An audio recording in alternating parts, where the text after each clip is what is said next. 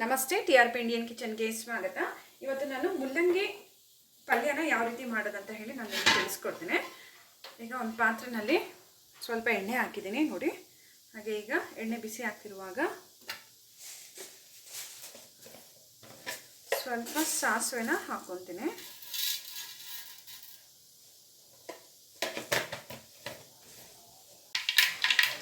ನೋಡ್ಬೋದು ಸಾಸಿವೆ ಸಿಡಿತಿದೆ. ಈಗ ಒಗ್ಗರಣೆಗೆ ಈರುಳ್ಳಿ, ಖಾರಕ್ಕೆ ಎಷ್ಟು ಬೇಕು ಅಷ್ಟು ಮೆಣಸಿನ್ಕಾಯಿ, ಸ್ವಲ್ಪ ಕೊತ್ತಂಬರಿ ಸೊಪ್ಪು, ಕರಿಬೇವನ್ನ ಎತ್ತಿಟ್ಕೊಂಡಿದ್ದೀನಿ.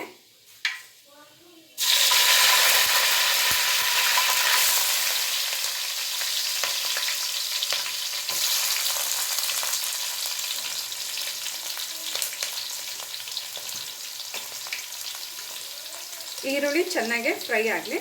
ತುಂಬ ಫ್ರೈ ಏನು ಬೇಡ, ಸ್ವಲ್ಪ ಬಣ್ಣ ಚೇಂಜ್ ಆದರೆ ಸಾಕು.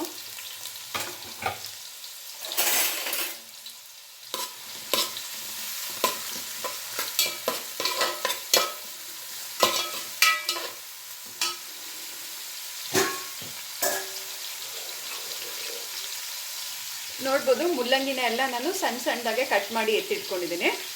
ಮುಲ್ಲಂಗಿನ ಚೆನ್ನಾಗಿ ತೊಳೆದು ಹಾಕ್ಕೊಂಬಿಡೋಣ ಇದರಲ್ಲಿ. ಈಗ ಮುಲ್ಲಂಗಿನ ಹಾಕ್ಕೊಳ್ತಿದ್ದೀನಿ ನೋಡಿ.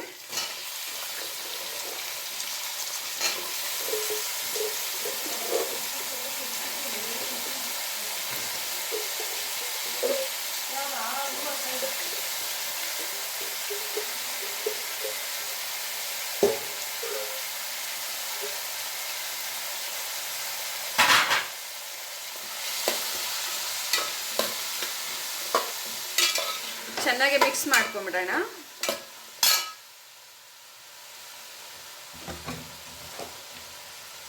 ಈಗ ರುಚಿಗೆ ತಕ್ಕಷ್ಟು ಉಪ್ಪು ಎಷ್ಟು ಬೇಕೋ ಅಷ್ಟು ನೋಡಿ ಹಾಕೊಳ್ಳಿ. ಮುಲ್ಲಂಗಿನಲ್ಲೇ ನೀರು ಬಿಡೋದ್ರಿಂದ ತಕ್ಷಣಕ್ಕೆ ನೀರು ಹಾಕೋದು ಬೇಡ, ಸ್ವಲ್ಪ ಹಾಗೆ ಬೇಯಿಸ್ಕೊಳ್ಳೋಣ. ಆಮೇಲೆ ಎಷ್ಟು ಬೇಕೋ ಅಷ್ಟು ನೀರು ನೋಡಿ ಹಾಕೋಬೋದು. ಸ್ವಲ್ಪ ಅರಿಶಿನದ ಪುಡಿ,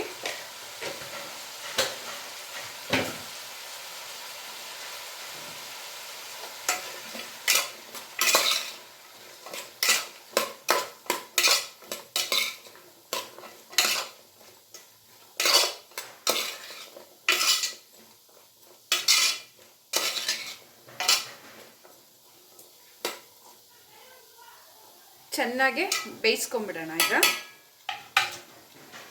ಇವಾಗಲೇ ಕೊತ್ತಂಬರಿ ಸೊಪ್ಪನ್ನ ಹಾಕ್ತಿದ್ದೀನಿ. ಸೊ ಬೇಯ್ತಾ ಬೇಯ್ತಾ ಇದ್ರದ್ದು ಪರಿಮಳ ಇದರಲ್ಲಿ ಬರುತ್ತೆ, ಪಲ್ಯ ಚೆನ್ನಾಗಿ ಬರುತ್ತೆ. ಹಾಗಾಗಿ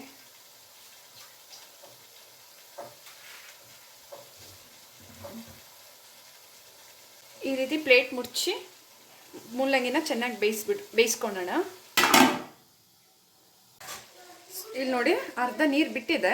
ಹಾಗೆ ಇನ್ನೊಂದು ಅರ್ಧ ಗ್ಲಾಸ್ ನೀರು ಹಾಕ್ತಿದ್ದೀನಿ.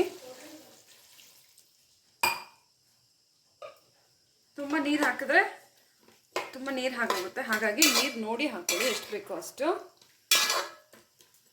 ಈಗ ಇನ್ನು ಬೇಯಬೇಕು ಮುಲ್ಲಂಗಿ.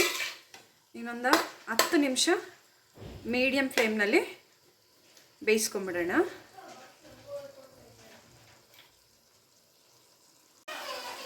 ಮುಲ್ಲಂಗಿ ಪಲ್ಯ ನೋಡ್ಬೋದು ಚೆನ್ನಾಗಿ ಬೆಂದಿದೆ, ನೀರು ಇಲ್ಲ.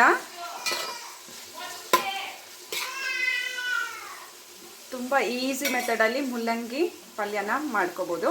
ನೀವು ಒಮ್ಮೆ ಟ್ರೈ ಮಾಡಿ ಹೇಗೆ ಬಂತಂತ ಹೇಳಿ ಕಮೆಂಟ್ ಮಾಡಿ. ಇನ್ನು ಈಸಿ ರೆಸಿಪೀಸ್ಗಾಗಿ ಈಗಲೇ ಚಾನಲ್ನ ಸಬ್ಸ್ಕ್ರೈಬ್ ಮಾಡ್ಕೊಬಿಡಿ. ವಿಡಿಯೋ ಅಪ್ಲೋಡ್ ಮಾಡಿದ ತಕ್ಷಣ ನಿಮಗೆ ನೋಟಿಫಿಕೇಷನ್ಸ್ ಬರುತ್ತೆ. ಮೊದಲಿಗೆ ನೀವು ಆ ವಿಡಿಯೋಸ್ನ ನೋಡ್ಕೊಬೋದು. ಬಿಸಿ ಬಿಸಿ ಚಪಾತಿಗೆ ಅಥವಾ ಅನ್ನ ರಸ ಎಲ್ಲ ಮಾಡಿದಾಗ ಈ ರೀತಿ ಸೈಡ್ ಡಿಶ್ಶು ನೀವು ಮಾಡ್ಕೋಬೋದು. Thank you.